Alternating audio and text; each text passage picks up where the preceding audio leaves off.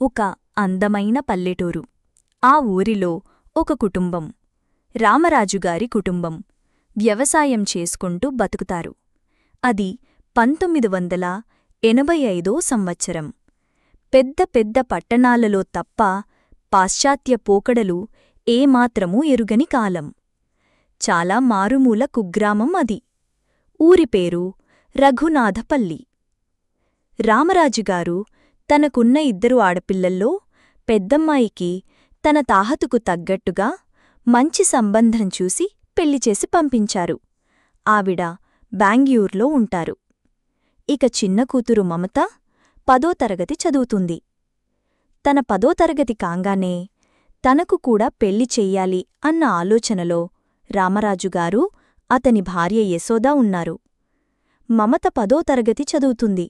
కాని తల్లిచాటు పెరిగిన బిడ్డ, చిన్నపిల్ల మనస్తత్వం. పెద్దగా ఎక్కడికి బయటకు వెళ్లేది కాదు.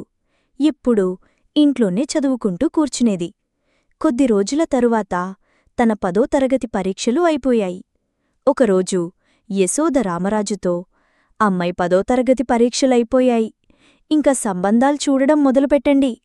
మనకు ఒంట్లు ఓపికున్నప్పుడే చెయ్యవలసిన కార్యక్రమాలన్నీ చేసేస్తే అయిపోతుంది అనగానే రామరాజు, పెళ్ళిళ్ళ పేరయ్యకు చెప్పాను, అలాగే మన పెద్దమ్మాయి మీనాక్షి కూడా సంబంధాలు చూస్తానని చెప్పిందిలే అని రేడియో వినడంలో మునిగిపోయారు. ఇంటి ముందు వసారాలో కూర్చుండి, అక్కడే కొద్ది దూరంలో ఇంటి ముందు యశోదమ్మ బట్టలు ఉతకడంలో లీనమైంది. అప్పుడు పోస్ట్మాస్టరు సైకిల్ మీద వచ్చి ఒక ఉత్తరం రామరాజుకు ఇచ్చేసి, బావున్నరా రాజుగారు అని అడిగి, రామరాజు బావున్నాము అని సమాధానము ఇవ్వగానే వెళ్ళిపోయాడు. ఉత్తరం రాగానే ఎక్కడనుండి అని అడిగింది యశోద, చేతులు కడుక్కుని వస్తూ. మన పెద్దమ్మాయి రాసింది అని చెప్పాడు రామరాజు. తొందరగా చదవండి ఏం రాసిందో అని అంది యశోద. ఉత్తరం తెరిచి చదవడం మొదలుపెట్టాడు రామరాజు. అమ్మానాన్నలకు హృదయపూర్వక నమస్కారాలు. నేను ఇక్కడ క్షేమము. పిల్లలు, ఆయన అందరూ బావున్నారు. మీరు కూడా క్షేమంగా ఉంటారని తలస్తున్నాను. అలాగే ఒక ముఖ్యమైన విషయము. ఇక్కడ మన మమత కోసం ఒక సంబంధం చూశాను. అబ్బాయి పేరు మోహన్. అమెరికాలో చదువుకుని వచ్చాడు. వాళ్ల నాన్నగారు పెద్ద కాంట్రాక్టరు. వాళ్ల నాన్నగారు ఈ మధ్య ఆరోగ్యం బాగలేక ఆకస్మికంగా చనిపోయారు. సంవత్సరం కావస్తోంది. వాళ్ల నాన్నగారు అకస్మాత్తుగా చనిపోవడంతో అబ్బాయి మన దేశం రావాల్సి వచ్చింది. ఇప్పుడా కాంట్రాక్ట్లు అన్నీ అబ్బాయే చూస్తున్నాడు. బిజినెస్ వ్యవహారాలకి అన్నిటికీ కూడా అతనే పెద్ద దిక్కు ఇప్పుడు. ఉన్న ఆస్తిపాస్తులు అన్నీ అబ్బాయికి చెందుతాయి. అక్కా చెల్లెళ్ళు తోడుపుట్టినవాళ్లు అంటూ ఎవరూ లేరు. అబ్బాయి ఒక్కడే. వాళ్లమ్మగారు పెళ్లి చేయదల్చారు ఈ సంవత్సరం. అబ్బాయి కూడా చాలా అందంగా ఉన్నాడు.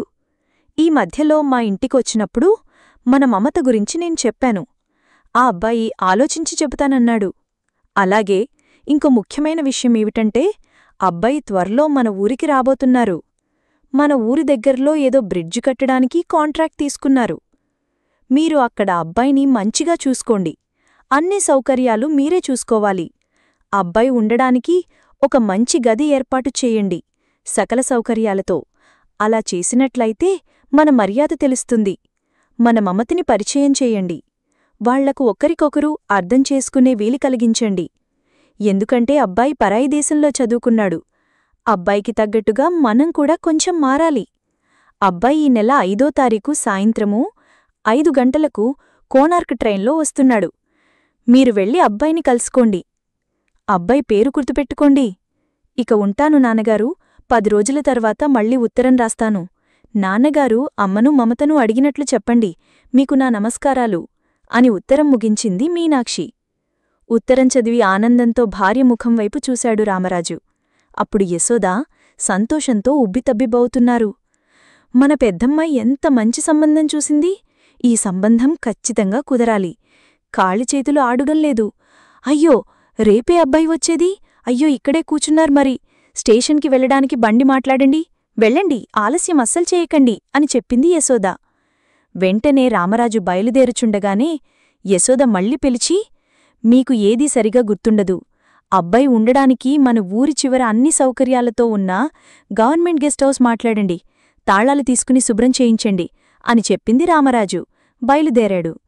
ఆ ఊరికి 10 కిలోమీటర్ల దూరంలో రైల్వే స్టేషనుంది. ఆ స్టేషనుకు వచ్చేది పొద్దున్న ఒక బండి, సాయంత్రము ఒక బండి. సాయంత్రం బండిలో మోహన్ వస్తున్నాడు అని రామరాజుగారు ఎడ్ల బండి తీసుకుని బయలుదేరారు. రామరాజుగారు స్టేషన్ వెళ్లేసరికి బండి ప్లాట్ఫామ్ మీదకు వచ్చి ఆగింది. అందులో నుండి ఒక యువకుడు, అతనితో పాటు ఒక పనివాడు దిగారు. అతడేనా అని అనుమానంగా చూస్తున్న రామరాజు వైపుకు అతడు వచ్చి, మీరు రామరాజుగారే కదా, మీనాక్షిగారు చెప్పారు అన్నాడు. అప్పుడు రామరాజు, అవును బాబూ, అవును, రండి రండి, మీకోసం ఎదురుచూస్తున్నాను. మిమ్మల్ని ఎప్పుడూ నేను చూడలేదు కదా, అందుకే పోల్చుకోలేకపోయాను. రండి బాబూ, రండి అని బండిలో ఎక్కించాడు. ఆ పనివాడు పెట్టెలు బండిలో పెట్టాడు. బండిలో కూర్చున్న అతను బండి సన్నని బాటగుండా వెళ్ళుతుంటే పచ్చని పోలాలు, మేలైన మట్టి వాసన పిలుస్తూ, ఆహా, పల్లెటూర్లు ఎంత అందంగా ఉంటాయి, ఇక్కడి వాతావరణం, ఈ పక్షులు, ఈ గాలి ఎంత ఆహ్లాదంగా ఉంది. మేము పట్టణాల్లో ఇవన్నీ చూడలేకపోతున్నాము. మేము మీలాగా అందమైన జీవితాన్ని గడపలేకపోతున్నాం. పొద్దున్నే లేస్తే ఉరుకులు పరుగుల జీవితం మాది. ఎన్ని ఉన్నవారిక్కూడా కూర్చుని తినే తీరిక ఉండదు. నిజంగా మీరు అదృష్టవంతులు, పల్లెటూర్లో ఉన్నారు. అవును బాబూ, పొద్దున్నే లేవగానే మాకు హడావుడి ఏముండదు. మేము వెళ్లాలనుకున్నప్పుడు పొలానికి వెళ్ళి అక్కడు పని కొంతసేపు చేసుకుని మళ్ళీ ఎప్పుడు రాబుద్దైతే అప్పుడు ఇంటికి తిరిగి వస్తాము. మాకు మీలాగా టైము ఏముండదు. ఎప్పుడనిపిస్తే అప్పుడు వెళ్లడమే అన్నాడు రామరాజు. అవును అంకుల్, సరిగా చెప్పారు. అంకుల్ చెప్పడం మరిచాను. ఇతను మా వంటవాడు. చాలా బాగా వంటలు చేస్తాడు. ఇక్కడ ఉన్నన్ని రోజులు వంట చేసి పెట్టడానికి తను వచ్చాడు. అతని పేరు భీముడు, చెప్పాడు మోహన్. అయ్యో, ఎందుకు బాబూ, మా ఇంటి నుండి వచ్చేవి కదా మీకు అన్నాడు రామరాజు. మీ ఇంట్లో కూడా తింటాను, ఏదో ఒక రోజు, కాకపోతే 3 పూటలా రోజూ అంటే మీకు ఇబ్బంది కదా అంటుండగానే గెస్ట్ హౌస్ రానే వచ్చింది. అప్పటికి కొంచెం చీకటి పడింది. బాబూ, ఇదే మీరు ఉండబోయే గెస్ట్ హౌస్. ఇక్కడ అన్ని వసతులూ ఉన్నాయి. పొద్దున్నే శుభ్రం చేయించి పెట్టాను. ఇంకా ఏమన్నా అవసరం పడితే చెప్పండి. రేపొద్దున్న నేను మళ్ళీ వస్తాను అని చెప్పి రామరాజు వెళ్ళిపోయాడు. మోహన్కి అదంతా నచ్చింది. వంటవాడిక్కూడా బాగా నచ్చింది. వంటవాడు అతడిని ఇంజనీర్ బాబూ అని పిలవడం గమనించాడు. రామరాజు వీళ్లు కూడా అలాగే పిలవడం మొదలుపెట్టారు. రామరాజు సంతోషంగా ఇంటికి వెళ్లాడు. ఇంటికి వెళ్లేసరికి భార్య యశోదమ్మ అతని కోసం ఎదురుచూస్తూ కూర్చుంది. వసారాలో కూర్చున్న యశోదమ్మకి భర్త రావడం చూసి లేచి నిలబడి భర్త మొహంమీద ఉన్న చిరునవ్వు చూసి తాను కూడా నవ్వి, ఏమిటండీ, అబ్బాయి వచ్చాడా, బాగున్నాడా, మన మమతకి ఈడు జోడు అవుతాడా అని అడిగింది యశోదమ్మ. చాలా అందంగా ఉన్నాడు, నాకంటే ఎత్తుగా ఉన్నాడు, తెల్లగా ఉన్నారు, నవ్వు మొహం. అబ్బాయి కూడా చాలా మంచివాడు. అతని మాటలు వింటుంటే ఎంత చక్కగా మాట్లాడుతున్నాడో. నిజంగా మన మమత అదృష్టవంతురాలు. అతనికి నచ్చితే చాలా మంచి అబ్బాయిని పంపించింది మీనాక్షి అన్నాడు రామరాజు. అప్పుడు యశోదమ్మ సంతోషంతో మనసులోనే దేవుడికి దండం పెట్టుకుని పెద్ద భారం గుండెమీద నుండి తగినట్టుగా ఉంది. ఇంతటి చల్లటి వార్త చెప్పారు మీరు. మీ నోట్లో చక్కెర పోస్తాను ఉండండి అనగానే రామరాజు, నా నోట్లో కాదు, ముందు అమ్మాయికి చెప్పు అన్నాడు రామరాజు. యశోదమ్మ రేపొద్దున్న మన ఇంటికి రమ్మని చెప్పారా?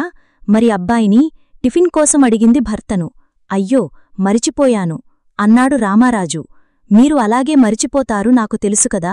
2 విషయాలు చెప్పి పంపితే ఒక విషయం ఖచ్చితంగా మరిచిపోతారు. సరేలేండి, రేపొద్దున్న అబ్బాయి దగ్గరికి నేను అమ్మాయిని పంపిస్తాను టిఫిన్కి రమ్మని పిలవడానికి. అలా ఆ అబ్బాయి అమ్మాయిని చూడొచ్చు అనగానే సరే అన్నాడు. రాత్రంతా సంతోషంతో భార్యాభర్తలు ఇద్దరూ ఆ అబ్బాయి గురించి మాట్లాడుకుంటూనే పడుకున్నారు. తెల్లవారగానే యశోదమ్మ, మమత తొందరగాలే తల్లీ, తొందరగాలే తయారవుదువు, ఎందుకమ్మా పొద్దునే ఇబ్బంది పెడతావు అంది మమత నిద్రమత్తులో. ఇబ్బంది కాదు, నిన్ను చూసుకోవడానికి పట్నం నుండి అబ్బాయి వచ్చాడు. వెళ్ళి ఒకసారి మాట్లాడిరా. అలాగే మన ఇంటికి టిఫిన్కి రమ్మని చెప్పు, తొందరగా వెళ్ళు అనగానే మమతకు నిద్ర మొత్తం పరారయ్యింది. ఇలాగే వెళ్ళనా పాచి మొహంతోటి అంది మమత. ఓ, నాకు పెళ్ళివద్దు గిల్లివద్దు, పో, నేను వెళ్ళను చెప్పింది మమత. పిచ్చిపిల్లా, అలా మాట్లాడకూడదు. వయసు వచ్చిన ఆడపిల్లకు పెళ్ళి అందం. పెళ్ళైన ఆడదానికి పిల్లలందం. అందుకే ఇప్పుడు నీకు చేసుకునే వయసు వచ్చింది కాబట్టి పెళ్ళి. మా గురించి ఆలోచించకు. మా బ్రతుకు ఇలాగే గడిచిపోతుంది. మీరిద్దరూ సంతోషంగా ఉంటే చాలు. లే, తొందరగా తయారవ్వు, పద అంటూ కూతురిని సిద్ధం చేసింది యశోదమ్మ. అక్కడికి వెళ్లడం పెద్దగా ఇష్టం లేకపోయినా అమ్మ చెప్పింది కదా అని తయారయ్యి బయలుదేరింది పక్కింటి పిల్లవానితో కలిసి. మమత నిజానికి చాలా అందంగా ఉంటుంది. మంచి చీర కట్టుకుని కొత్త బ్లౌసు వేసుకుంది. ఆ కాలంలో ఏ చీరకైనా బ్లౌసులు, మ్యాచింగులు ఉండేది కాదు. ఏది ఉంటే అదే కట్టుకునేవారు. తర్వాత కొన్ని రోజులకు వచ్చాయి. కాని ఇప్పుడు అన్నీ మ్యాచింగులు వేసుకుంటున్నారు. యశోదమ్మ బిడ్డ వెళ్ళేటప్పుడు 5-6 వెటాల పువ్వులు ఒక బంచులాగా చేసి చేతిలో పెట్టింది ఆ అబ్బాయికి ఇవ్వమని. ఆ పువ్వులను తీసుకుని మెల్లగా నడుస్తూ ఆ పిల్లవాడితో కలిసి గెస్ట్ హౌస్ చేరుకుంది.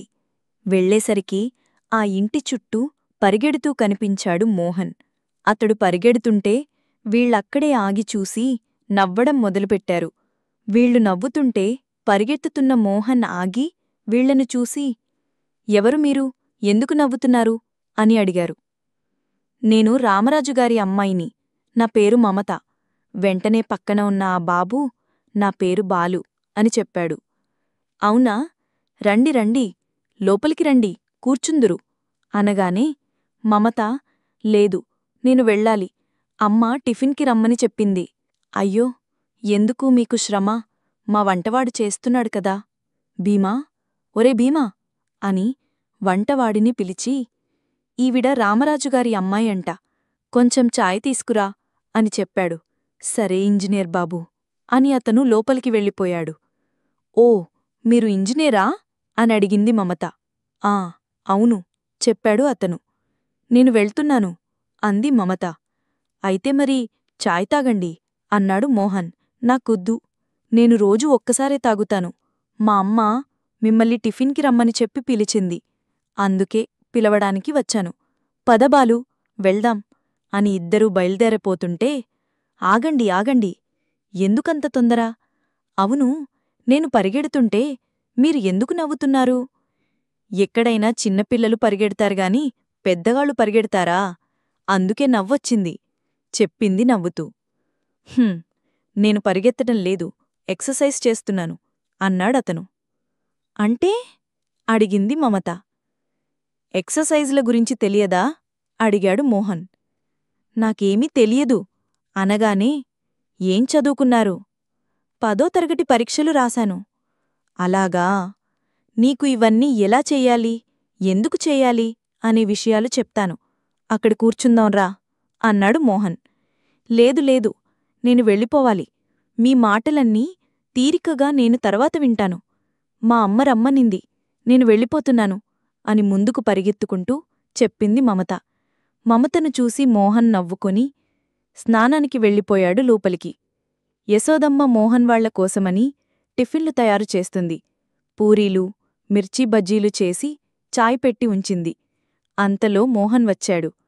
మోహన్ కోసమే ఎదురుచూస్తున్న యశోదమ్మ, రామారాజు చాలా సంతోషపడుతూ కూర్చోండి అని అతిథి మర్యాదలు చేశారు.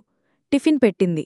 టిఫిన్ వడ్డిస్తూ, ఇది మా మమత చేసింది, అది కూడా మమతే చేసింది అని అన్ని వడ్డిస్తూ, అన్నీ మమతే చేసింది అని చెబుతోంది యశోదమ్మ. ఆంటీగారు, అన్నీ చాలా బావున్నాయి. ఒక్క మాట, నీళ్లు కూడా మమతే తెచ్చిందా అని మోహన్ అనగానే ఒక్క క్షణం ఆగి యశోదమ్మ, ఆ, అవును బాబూ, పాపం చెరువుకి వెళ్ళి తనే తేస్తుంది రోజూ నీళ్లు చెప్పింది యశోదమ్మ. మమత ఏమి పట్టినట్టు ఇంట్లో అటూ ఇటూ తిరుగుతుంది. యశోదమ్మ మోహన్కు వడ్డిస్తూనే మమతను సైగలతో, రా అబ్గాయ్, పక్కన కూర్చో అని చెబుతోంది. కాని మమత చాలాసేపటి వరకు తల్లి మాటలు పట్టించుకోలేదు. కాని కొద్దిసేపటికి వచ్చి అతడి పక్కన కూర్చుంది. రోజూ ఈ వంటల్నాకు దొరుకుతాయా అడిగాడు మోహన్. ఓ, తప్పకుండా బాబూ, మాకంతకన్నా అదృష్టమా? రోజూ రండి, తప్పకుండా అన్ని వండిపెడతాను చెప్పింది యశోదమ్మ. అలా మోహన్ వీళ్లతో చాలా ప్రేమగా మాట్లాడుతూ తొందరగానే కలిసిపోయాడు. మొదట్లో మమత మోహన్కి కొంచెం దూరంగా ఉన్నా తర్వాత చాలా దగ్గరయింది. ఎందుకంటే మోహన్ మంచితనం, తనపై మోహన్ చూపించే శ్రద్ధ, వాళ్ల అమ్మానాన్నలను ప్రేమతో పిలిచే విధానం, అతని మాట తీరు అన్నీ మమతకు నచ్చాయి. ఇప్పుడు తను కూడా మోహన్తో పాటు ఎక్సర్సైజులు చేస్తుంది, వాటి గురించి తెలుసుకుంది. అన్నీ నేర్పించాడు తనకు. మనం ఆరోగ్యంగా ఉండాలంటే ఇవన్నీ తప్పనిసరిగా చెయ్యాలని మోహన్ చెప్పడంతో మమత వింటూ వచ్చేది. రోజులో మోహన్ ఒక్క పూటైనా సరే వీళ్ల ఇంటికి వచ్చి భోజనం చేసేవాడు. అతనికి ఇంకేం కావాలో అవన్నీ వండించుకొని మరీ తినేవాడు. అలాగే త్వరలో పెళ్లి పెట్టుకుందామని అనుకున్నారు. అదే విషయం యశోదమ్మ మోహన్ని అడిగింది. బాబూ, అన్ని విబాల సరే అనుకున్నాం కదా, ఇంక ఆలస్యమెందుకు? అయ్యో అత్తయ్యా, మీ ఇష్టం, మీరు ఎలాగంటే అలాగే మీరు ముహూర్తం పెట్టించండి చెప్పాడు మోహన్. అంటే ఇంకో నెలలో ముహూర్తాలు బాగున్నాయట, అప్పుడు పెట్టుకుందాం అంది యశోదమ్మ. సరే అత్తయ్య, మీ ఇష్టం అని చెప్పాడు మోహన్. ఇంక ఇద్దరూ చేసుకునేవాళ్లే కదా అని యశోదమ్మ కూడా అడ్డు చెప్పేది కాదు వారి విషయంలో. మోహన్తో అప్పుడప్పుడు జీపులో మమతను కూడా బయటకు తీసుకెళ్తున్నాడు, బాలు తోడుగా. వాళ్ళిద్దరూ ఎక్కడికి వెళ్ళినా బాలు కూడా వెళ్ళేవాడు. మోహన్ ఎక్కువగా సిటీలో వాళ్లు ఉండే పద్ధతి గురించి, అలాగే ఆరోగ్యం గురించి, సంగీతం గురించి ఎక్కువగా మాట్లాడేవాడు. మమతకి ఇవన్నీ చాలా కొత్తగా అనిపించింది మోహన్ మాట్లాడుతుంటే. అలా వింటూ కూర్చునేది. అలా వాళ్ల పరిచయం ప్రేమగా మారిపోయింది. మోహన్, బాలు, మమత ముగ్గురూ కలిసి పక్క ఊరిలో జాతర జరుగుతుంటే అక్కడికి వెళ్లారు జీపులో. అప్పుడే పొలం దగ్గర్నుండి వచ్చిన రామరాజుగారికి యశోదమ్మ చెప్పింది. ఏవండి, ఉత్తరం వచ్చింది, తీసుకురమ్మంటారా అని. ఆ సరే, తీసుకురా అని కాళ్ళు కడుక్కొని అలాగే సావిట్లో గద్దపై కూర్చున్నాడు. కూర్చుని యశోదమ్మ ఉత్తరమివ్వగానే మన మీనాక్షి రాసింది అన్నాడు. ఏం రాసిందో ఏమో, తొందరగా చదవండి తొందరపడింది యశోదమ్మ. తీసుకున్నాను కదా, కొంచెం ఆగు. అయినా ఒక పని చేద్దామా? ఆకలి వేస్తుంది, బాగా తిన్నగా చదువుదామా అడిగాడు. లేదు, మొదట మీరు ఉత్తరం చదవండి, తర్వాత నీకు అన్నం పెట్టి ఇస్తాను. సరేలే అని చదవడం మొదలుపెట్టాడు రామరాజు. ప్రియమైన అమ్మానాన్నలకు నా హృదయపూర్వక నమస్కారాలు.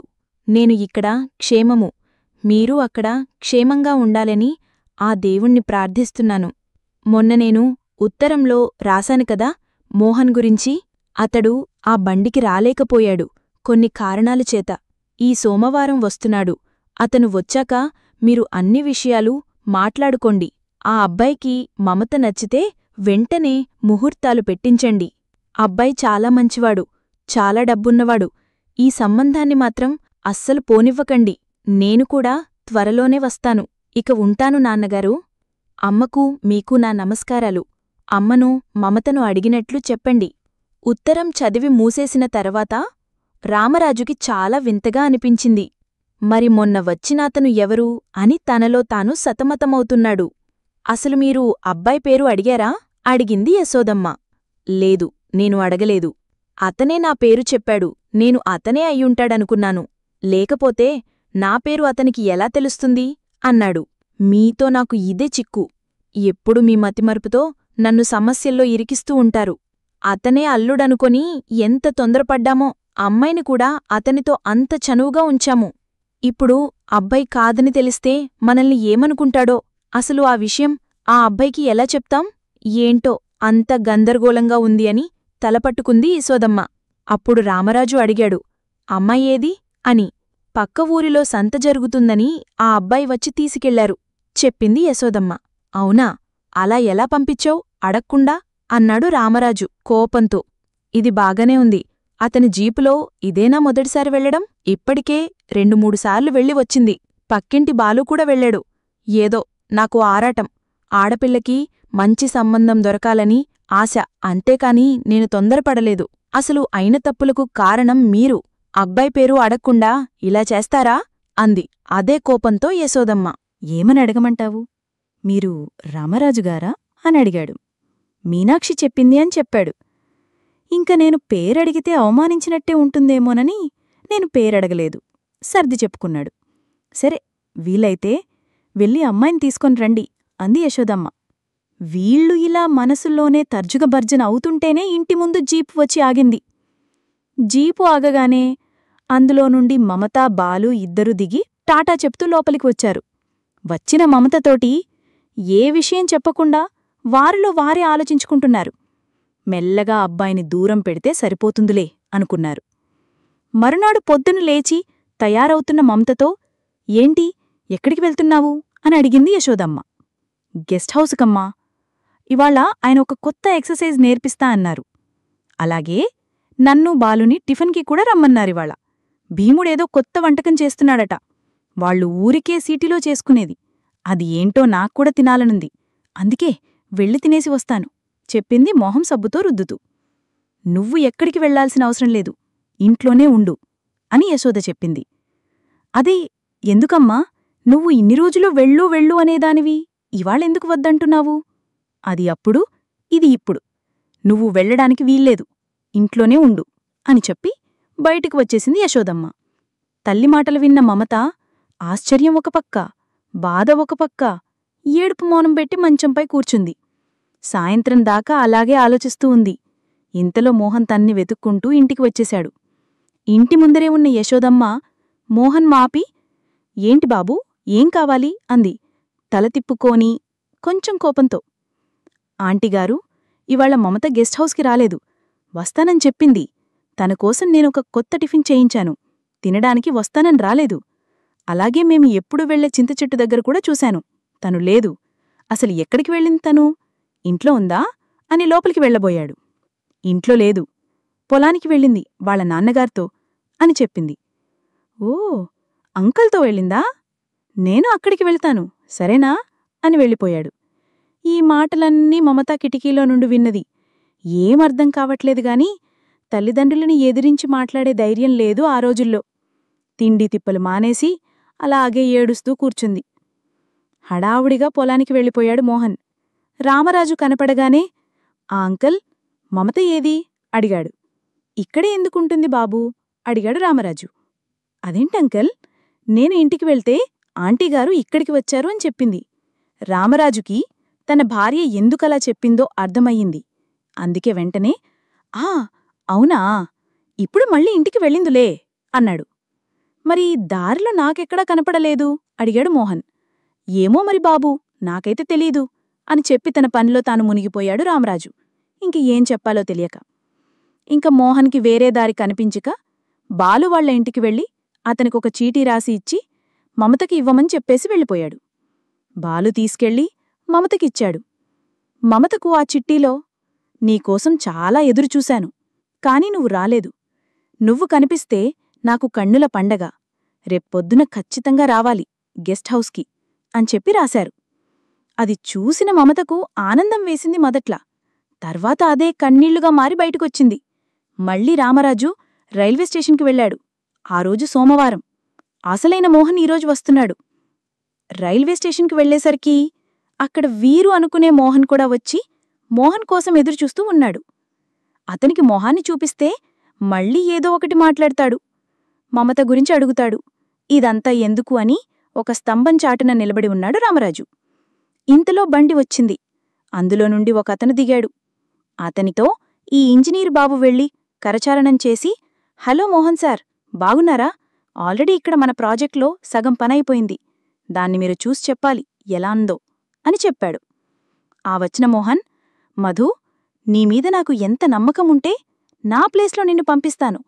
నువ్వు ఉండగా పనికి ఏమీ లోటు జరగదు. అంత బాగా చేయిస్తావని నామీద నాకు చాలా నమ్మకం అన్నాడు మోహన్. ఇప్పుడర్థమైందా? ఇన్ని రోజులు ఇక్కడ ఉన్నది మధు. ఆయన ప్రాజెక్ట్ ఇంజనీర్. ఆ ప్రాజెక్టు చేసేదే మోహన్. అప్పుడు మధు, ఎంతైనా సార్, మీరు ఒకసారి చూసి బాగుంది అంటే నాకు సంతోషం చెప్పాడు మధు. సరే అయితే వెళదాం మరి గెస్ట్ హౌస్కి. వెళ్లగానే టీ తాగి మన ప్రాజెక్టు దగ్గరికి వెళ్ళిపోదాం అన్నాడు మోహన్. ఇంతలో రామరాజుగారు వచ్చారు మోహన్ దగ్గరికి. చూడగానే మధు, హలో అంకిల్, మీరు ఎప్పుడు వచ్చారు అని ప్రేమగా పలకరించాడు. అయినా రామరాజు పట్టించుకోలేదు. రామరాజు చూపప్ప బండి దిగిన మోహన్ మీడే ఉంది. అతనితో కరచాలనం చేసి, బాబూ, నేను రామరాజు. మా అమ్మాయి ఉత్తరంలో నీ గురించి రాసింది అని చెప్పాడు. ఆ అవునండి, నాకు మీనాక్షిగారు తెలుసు. నేనే మధుకి మీ గురించి చెప్పి పంపించాను. వసతి ఏర్పాటు చేస్తారని చెప్పాను. సరే పదండి పదండి, అందరూ ఇక్కడే ఉంటారా, మనమింక ఇంటికి వెళ్ళాలి అని చెప్పి తొందరపెట్టి అందర్నీ జీపెక్కించాడు మధు. గెస్ట్ హౌస్కి వెళ్ళిన తర్వాత మధు వంటవాడితో వంట చేయించడానికి లోపలికి వెళ్ళగానే రామరాజు మోహన్తో, బాబూ, ఇవాళ సాయంత్రం మా ఇంటికి 2 టిఫిన్కి. అమ్మాయిని చూసినట్టు ఉంటుంది అని చెప్పాడు. సరే అంకల్, వస్తానని చెప్పాడు మోహన్. ఇంక లోపల్నుండి మధు రావడం చూసిన రామరాజు, సరే బాబూ, నేను వెళ్ళి వస్తాను, ఇంట్లో చాలా పనులున్నాయి అని చెప్పి బయలుదేరాడు. అలా వెళ్తున్న రామరాజును చూసిన మధు, అంకల్, మీకు టీ పెట్టాడు, తాగకుండా వెళ్ళిపోతున్నారు అని అనగానే, లేదు బాబూ, తర్వాత వస్తానని చెప్పి టకటక నడుచుకుంటూ వెళ్ళిపోయాడు. తర్వాత ఎదురెదురుగా మధు మోహన్ కూర్చుని టీ తాగుతున్నారు. అప్పుడు మోహన్ మధుని, ఈ రామరాజుగారి కుటుంబం ఎలాంటిది ఈ ఊరిలో? చాలా మంచి కుటుంబం సార్.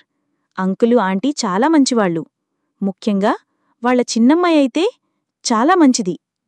అవునన్నా, తన్ని చూస్తే ఎవ్వరికైనా నచ్చేస్తుంది. అంత మంచిది, చాలా అమాయకురాలు అని సిగ్గుపడుతూ చెప్పాడు. సాయంత్రం మధు, మోహన్, భీముడు ముగ్గురు కలిసి రామరాజుగారింటికి వెళ్లారు. మోహన్ని చూసి ఎంతో సంతోషపడ్డారు. మధును చూసి అంతే ఆందోళనపడ్డారు యశోదమ్మ మరియు రామరాజుగారు. మమతను చక్కగా తయారుచేసి తీసుకుని వచ్చి వాళ్ల ముందు కూర్చొని పెట్టారు. మోహన్ మమతను, నీకు పాటలొచ్చా అని అడిగాడు. వెంటనే బాబూ, అమ్మాయికి చాలా పాటలు వచ్చు అని చెప్పాడు రామరాజు. తల్లి యశోద వీణ తీసుకొచ్చి చేతిలో పెట్టి వాయిస్తూ పాడమని చెప్పింది. తన మనసు ఎంత బాధపడుతుందో పాట రూపంలో తెలియచేసింది. ఆ పాట అంతరార్థం తల్లిదండ్రులకి అర్థమైంది. తర్వాత టిఫిన్ల కార్యక్రమాలు ముగిసిన తర్వాత మోహన్ బయటకు వెళ్ళి రామరాజును పిలిచి, నాకు మీ అమ్మాయి నచ్చినది అని చెప్పి ముహూర్తాలు పెట్టించండి అని చెప్పాడు. ఒక మనవి బాబూ, మీకు అభ్యంతరం లేకపోతే మొదట ఎంగేజ్మెంట్ చేసుకుని ఓ నెల రోజుల తర్వాత పెళ్లి పెట్టుకుందాం అని చెప్పాడు రామరాజు. లోపల కూర్చున్న మమత, అలాగే మధు ఇద్దరూ మాట్లాడుకుంటున్నారు ప్రపంచాన్ని మరిచిపోయి. యశోదమ్మ వారిని చూస్తూ ఏమీ అనలేకపోతుంది. రామరాజుతో మాట్లాడిన తర్వాత మోహన్ బయట నిలబడి మధుని, భీముడిని పిలిచాడు వెళ్ళిపోదామని. ఆ రోజు రాత్రి వాళ్లందరూ వెళ్ళిపోయారు గెస్ట్ హౌస్కి. తెల్లవారిన తర్వాత ప్రాజెక్టు పని జరుగు ప్రాంతంలోకి వెళ్లారు పని పరీక్షించడానికి. మోహన్, మధు వారు మాట్లాడుకుంటూ ఉండగా మధ్యలో మోహన్ చెప్తాడు, త్వరలో నా పెళ్లి జరగబోతోంది అని. మధు కూడా, నా పెళ్లి కూడా త్వరలోనే జరగబోతోంది సార్ అని చెప్పాడు. ఓ, చాలా సంతోషం అని అన్నాడు మోహన్. తర్వాత మోహన్ మధుతో, నిన్న మమత పాట పాడేటప్పుడు చాలా బాధగా ఉంది, ఎందుకు అని అడిగాడు మధుని. ఓ అదా, 10వ తరగతి పరీక్షల ఫలితాలు వస్తాయి కదా, రేపో ఎల్లుండో తను లెక్కల పరీక్ష బాగా రాయలేదంట, అదే ఆలోచిస్తూ ఉంటుంది. తనకేం బాధలు లేవు, చాలా సరదాగా ఉంటుంది అన్నాడు మధు. సరే, 2-3 రోజుల్లో అందరం కలిసి పిక్నిక్ వెళదాం మధు. నువ్వు, నేను, రామరాజుగారు, చిన్న అమ్మాయి మమత, వాడు చిన్న పిల్లోడు బాలుకూడా. అందరం కలిసి పిక్నిక్కి వెళదాం. ఇక్కడ పక్కనేదో చెరువుందంట, అది చాలా బాగుంటుందట కదా చెప్పాడు మోహన్. అవును సార్, నేను కూడా విన్నాను, కాని ఇంతవరకైతే వెళ్లలేదు, వెళ్దాం ఈ ఆదివారం అన్నాడు మధు. ఇంట్లో మమత ఎంగేజ్మెంట్ కోసం ఏర్పాట్లు జరుగుతున్నాయి. ఇంకో వారం రోజుల్లో నిశ్చితార్థమని. ఇంట్లో తల్లిదండ్రులు పడుతున్న హడావిడి చూసి మమత, ఏంటమ్మా మీరు చేసేది, నాకస్సలు నచ్చలేదు అని అంది. ఏంటి నచ్చకపోయేది, తల్లిదండ్రులుగా నిన్ను మంచి అబ్బాయికి ఇవ్వడం మా ప్రధాన కర్తవ్యం. మొదట ఆ అబ్బాయి ఈ అబ్బాయి అనుకుని తొందరపడ్డాము, కాని ఇప్పుడు తెలిసింది కదా ఈ అబ్బాయి ఆ అబ్బాయి కాదని. ఇప్పుడు ఆలోచించాల్సింది ఏమీ లేదు. మంచి కుటుంబం, అంత పెద్ద కోటీశ్వరుడు, మన సంబంధం చేసుకోవడానికి ఒప్పుకోవడమే మనకు ఎంతో అదృష్టం. ఇప్పుడు మామూలు ఇంజనీర్ని చేసుకుంటే ఏముంది, అతని కింద పనిచేసేవారికి ఏ పాటి ఉంటుంది. జీవితం సుఖపడాలి అంటే మాటలు కాదు, ఆస్తి అంతస్తులు కూడా ముఖ్యం అని చెప్పింది యశోదమ్మ ధృతిగా. ఇంక మమతకి ఏడుపు తప్ప మరోటి మిగల్లేదు. ఆదివారం ప్రొద్దున్నే జీప్ ఆగింది ఇంటి ముందు. ఆంటీగారు, మమతను పంపించండి, అందరం కలిసి పిక్నిక్ వెళ్తున్నామని చెప్పాడు మధు జీపు దిగివెళ్ళి. ఎందుకు అని అడిగింది యశోదమ్మ. అడిగితే చూడండి, మోహన్ గారు వెళదామన్నారు, మమతను కూడా తీసుకురమ్మని ఆయన అన్నారు. జీపులోనే ఉన్నారు అని చెప్పాడు మధు. అలాగైతే పంపిస్తాను అని మమతను 10 నిమిషాల్లో పంపించింది. మోహన్ జీపు నడుపుతున్నారు. మధు మమతతో, ఏమైంది, చాలా బాధగా ఉన్నావు, ఇంకొద్ది రోజుల్లో పెళ్లి పెట్టుకుని అన్నాడు. మమత ఏడవడం మొదలుపెట్టింది. అయ్యో, నేనిప్పుడేమన్నాను, నిన్ను బాధపెట్టు ఉంటే నన్ను క్షమించు అన్నాడు మధు. ఈ మాటలు వింటూ డ్రైవ్ చేస్తున్న మోహన్ మధుతో, వాళ్ళ అమ్మానాన్నల్ని వదిలిపెట్టవలసి వస్తోందేమో అన్నాడు. మధు మమతతో, అతని పెళ్ళి అని అనుకుంటున్నాడు, ముందు మాట్లాడుకున్నట్లుగా. పిక్నిక్ స్పాట్ దగ్గరికి వచ్చి కూర్చున్నారు అందరూ. ఇంతలో బాలు, మోహనన్న నన్ను పట్టుకో అని పరిగెట్టడం మొదలుపెట్టాడు. వెనకాల మోహన్ వెళ్ళాడు. మధు మమతతో, మన పెళ్లి దగ్గర పడుతుందనే కదా నువ్వు నన్ను కలవటం లేదు? సరేలే, ఎలాగూ జీవితాంతం నాతోనే ఉంటావు కదా, ఈ 4 రోజులపాటు కలవకపోతే నేనేమీ అనుకోను. కాని ఒక విషయం చెప్పు, నా తరపున నీకు బహుమానమిద్దామని ఉంది. మన పెళ్లి రోజు ఏం కావాలో చెప్పు, కొనిపెడతాను. అలా అని బాగా విలువైనది అడుగకు, అసలే చిన్న జీతగాణ్ణి అన్నాడు నవ్వుతూ. ఆ మాటలకి మమతకు ఇంకా ఏడుపు వస్తుంది. ఇంకా అక్కడ ఉండలేక లేచి వెళ్ళిపోయింది. మధు మమత సిగ్గుపడి వెళ్ళిపోయిందనుకొని వంట మొదలుపెట్టి కూరగాయలు తరుగుతున్నాడు. అప్పుడు పరుగెత్తి అలసిపోయి మోహన్ వచ్చి మధు దగ్గర కూర్చుండి, నీకు వంట వచ్చా అని అడుగగా, ఓ, చాలా బాగా వచ్చు చెప్పాడు మధు. నా ఎంగేజ్మెంట్ 2 రోజులలో ఉంది, అన్ని ఏర్పాట్లు నువ్వే చూడాలి అన్నాడు మోహన్. ఎక్కడ సార్ అడిగాడు మధు. రామారాజు గారి ఇంట్రో అన్నాడు మోహన్. ఎవరితో అడిగాడు మధు. మమతతో చెప్పాడు మోహన్. ఒక్కసారి మధు గుండె ముక్కలైంది. కూరగాయలు తరుగుతూ తన వేలు కూడా కట్టయింది. అయ్యో, నీ వేలు తెగింది, రక్తము చూడు ఎలా కారుతుందోనని మోహన్ తన జేబురుమాలతో కట్టుకట్టాడు. మధు అదంతా పట్టించుకోనే స్థితిలో లేడు. మధు డల్గా అయిపోయేసరికి మోహన్ కూడా చెయ్యి తెగి అలా ఉన్నాడు. ఏమో అనుకున్నాడు. ఇటు మమత కూడా హ్యాపీగా లేదు. మోహన్ కూడా ఎప్పుడూ రిజర్వ్, చాలా కామ్గా ఉండే వ్యక్తి కాబట్టి అతను కూడా మాట్లాడలేదు. ఏదో తిన్నాము అనిపించి అక్కడి నుండి బయలుదేరారు. మధు వెళ్ళేటప్పుడు ఎంత సరదాగా సంతోషంగా ఉన్నాడో ఇప్పుడు అంత బాధగా ఉన్నాడు. ఆమెను, బాలుని వాళ్ల ఇంటి దగ్గర దించి మధు, మోహన్ ఇద్దరూ గెస్ట్ హౌస్కి వెళ్ళిపోయారు. తెల్లవారగానే, అంటే ఎంగేజ్మెంట్ ముందు రోజు, మధు మోహన్తో, సార్, అర్జెంటు పని ఉండి ఊరు వెళుతున్నాను, మళ్ళీ ఇక్కడికి రాను, అక్కడ సిటీ ఆఫీస్లోనే మన ప్రాజెక్టు పనులు చూసుకుంటాను, నేను వెళ్తాను సార్ అని అడిగాడు మోహన్ని. అదేంటి, ఇక్కడ ఉండకపోతే ఎలా? ఎంగేజ్మెంట్ ఉంది కదా, కనీసం నా ఎంగేజ్మెంట్ వరకైనా నువ్విక్కడ ఉండి వెళ్లాల్సిందే. లేదు సార్, నేను ఉండలేదు, నాకు చాలా ముఖ్యమైన పనుంది అన్నాడు మధు. లేదు మధు, నీ అధికారిగా నేను చెప్తున్నాను, నా మాట వినవా? నా ఎంగేజ్మెంట్కి నువ్వు ఖచ్చితంగా ఉండాలి అన్నాడు మోహన్.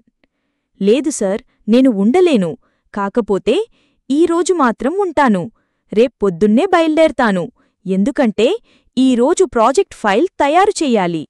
నేను చేసిన పని మొత్తం బుక్కులలో రాసి నీకు అప్పచెప్తాను, లేకపోతే ఈరోజు వెళ్లేవాణ్ణి, చాలా ముఖ్యమైన పనుంది, నన్ను వదిలేయండి అన్నాడు మధు.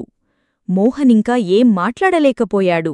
మధు కూర్చుని ఆ ఊరు వచ్చినప్పటినుండి ఆ ప్రాజెక్ట్లో తను చేసిన పనులన్నీ బుక్కులో రాస్తున్నాడు ఆ రోజంతా. తెల్లవారగానే తన ప్రయాణమవదామని తన బట్టలన్నీ సర్దుకోవడం మొదలుపెట్టాడు. అప్పుడు మోహన్ మధుతో, చివరిసారిగా చెప్తున్నాను మధు, ఎంగేజ్మెంట్ అయిపోయిన తర్వాత వెళ్ళు అన్నాడు. లేదు సార్, సిటీకి వెళ్ళాలి, మీరు ఏమీ అనుకోకండి, అపార్థం చేసుకోకండి, ఉండటంలేదు అని. నాకు ఇక్కడ ఉండే పరిస్థితి ఏమాత్రం లేదు, నేను ఇక్కడ ఉన్నా సంతోషంగా ఉండను, నాకు చాలా బాధగా ఉంది సార్. నిజంగా నాకు చాలా ముఖ్యమైన పనుంది సిటీలో అని చెప్పి సర్దుకోవడం మొదలుపెట్టాడు. ఇంట్లో మమత అక్కయ్య, మీనాక్షి ఆమె పిల్లలు, భర్త చాలామంది బంధువులు వచ్చి జరిగే ఫంక్షన్ కోసం ఏర్పాట్లు చేస్తున్నారు. మమతకు మంచి చీర కట్టి తయారుచేశారు. మమత అద్దంలో చూసుకుంటూ కూర్చుంది. వాళ్లు తయారు చేస్తుంటే తరువాత ఏదో నిర్ణయం తీసుకున్న దానిలా బాలోని తీసుకుని ఇంటి బయటకు వచ్చేసరికి యశోదమ్మ తన వెనకనే వచ్చి ఎటు వెళుతున్నావు అని అడిగింది. నేను వెళుతున్నాను, మీరు ఏమైనా చేసుకోండి, నాకనవసరం. అతనికి ఆస్తులు ఉన్నాయి లేవా అనేది నాకు అనవసరం. కాని అతనితో ఉంటే నేను జీవితాంతం సంతోషంగా ఉంటాను. నా మనసు పూర్తిగా అర్థం చేసుకున్నారు. నాకేం కావాలో తనకి తెలుసు. అలాంటి వ్యక్తిని నేను వదులుకోను అని బయల్దేరింది. యశోద ఏం మాట్లాడకుండా ఉండిపోయింది. గెస్ట్ హౌస్కి వెళ్లేసరికి భీముడు ఇంటి బయటే ఉన్నాడు. ఇరించూచి, ఏమిటమ్మాయిగారు ఎలా వచ్చారు అనడిగాడు భీముడు. అప్పుడు బాలు, మధు అన్నా ఉన్నాడా అనడిగాడు. లేదు బాబూ, అతను వెళ్ళిపోతున్నాడు కదా, రైల్వే స్టేషన్కి వెళ్ళాడు. అవునా అని రైల్వే స్టేషన్కి పరుగుతీశారు మమతా, బాలు. రైల్వే స్టేషన్కి వీళ్ళు వెళ్లేసరికి బండి వెళ్ళిపోతూ కనిపించింది. మమత ఏడుస్తూ వెనుతిరిగింది. ఇంటికి చేరింది. ఇంటికి వెళ్లేసరికి మోహన్, మధు ఇద్దరూ కనిపించారు. అప్పుడు మోహన్, పెళ్లికూతురు వచ్చింది, ఇంకా ఉంగరం తోడగటమే ఆలస్యం అన్నాడు మధున్ చూస్తూ. మమత మోహన్ మాటలు వినగానే నాకీ పెళ్ళి ఇష్టంలేదు అంది. మధుతో కూడా ఇష్టంలేదా అన్నాడు మోహన్. అనగానే తలెత్తి చూసింది. మరోవైపు మధు నవ్వుతూ కనిపించాడు. మమత కూడా నవ్వింది. ఎంగేజ్మెంట్ వాళ్ళిద్దరికీ అని అర్థమైంది. రామరాజు, యశోదమ్మ కూడా సంతోషించారు. అసలు ఏం జరిగింది? వీళ్ల పెళ్లికి ఎలా ఒప్పుకున్నారు? కొంచెం ఒకరోజు ముందుకు వెళితే మధు వెళ్ళిపోతాను అనగానే మోహన్ ఆలోచనలో పడ్డాడు. అతనెందుకు వెళ్ళిపోతాను అంటున్నాడు? ఏదో నాకు కొంచెం అనుమానంగా ఉంది. ఇదేదో విషయం తెలుసుకోవాలి అని చెప్పి రామరాజుగారిని పిలిపించి అడిగాడు. అప్పుడు రామరాజుగారు ఉన్న విషయం ఉన్నట్టుగా చెప్పారు. జరిగిన విషయమంతా మోహన్కి అర్థమయ్యేటట్లుగా వివరించాడు. అప్పుడు మోహన్ చాలా బాధపడ్డాడు. సరే, జరగపోయేది నేను చేస్తాను, మీరు చూస్తూ ఉండండి అని చెప్పాడు మోహన్ రామరాజుతో. ఇంటికి వచ్చాడు రామరాజు. కాని రామరాజు యశోదమ్మతో ఏమీ చెప్పలేదు. తర్వాత ఉదయం మమత అలా మధుని వెతుక్కుంటూ వెళ్లడాన్ని గమనించిన రామరాజు గెస్ట్ హౌస్కి వెళ్దామని బయలుదేరుతుండగానే ఎదురుగాన్ జీప్, అందులో మధు, మోహన్ కనిపించారు. మధు ఉదయం రైల్వే స్టేషన్కి వెళ్తుంటే మోహన్ నేను నిన్ను దింపుతాను అని చెప్పి ఇద్దరూ కలిసి రైల్వే స్టేషన్కి బయలుదేరారు. దారి మధ్యలో మోహన్ మధుతో నీ మనసిక్కడే వదిలేసెలా వెళ్తావు మధు అని అడిగాడు. సార్, మీరనేది నాకు అర్థం కావట్లేదు అన్నాడు మధు. నేననేది నీకు అర్థం కాలేదని నేనడుకోను. నాకోసం నువ్వు మమతను వదిలేయాల్సిన అవసరం లేదు. మమతను నువ్వు ప్రేమించావు, నిన్ను మమత ప్రేమించింది. ప్రేమించిన వాళ్లే పెళ్లి చేసుకోవడం ధర్మం. వాళ్లమ్మానాన్నలు వాళ్ల కూతురు భవిష్యత్తు, ఆస్తిపాస్తులుంటే బావుంటుంది అని ఆలోచించారు. అది సహజం. కాని అమ్మాయి జీవితం ఎప్పుడూ తన ప్రేమించిన వాడితోటే బావుంటుంది.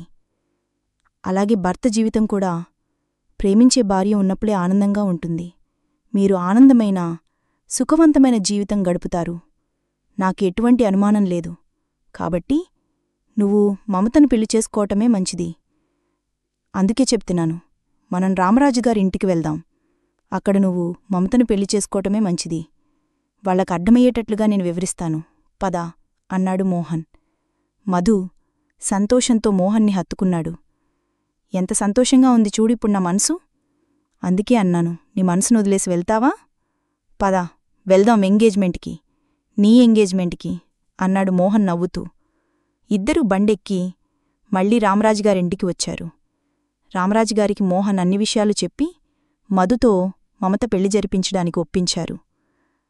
అంతా అర్థమైన తర్వాత మమత మోహన్ దగ్గరికి వెళ్ళి తన పాదాలకు నమస్కరించింది. అప్పుడు తన్ను పట్టుకుని లేపి మధు పక్కన నిలబెట్టి, ఇద్దరికీ చెరో రింగిచ్చి తొడిగించాడు. తరువాత దండలిచ్చి మార్చుకోమన్నాడు. ఈ రోజుతో మీరు సగం భార్యాభర్తలయ్యారు, ఇంకా సగం పెళ్లి మాత్రమే మిగిలి ఉంది అని మోహన్, మీ పెళ్లి కూడా నేనే దగ్గరుండి జరిపిస్తాను అని చెప్పాడు. మోహన్ అంగరంగ వైభవంగా ఏ ఆటంకం లేకుండా 10 రోజుల్లో జరిగింది మధు మమతల పెళ్లి.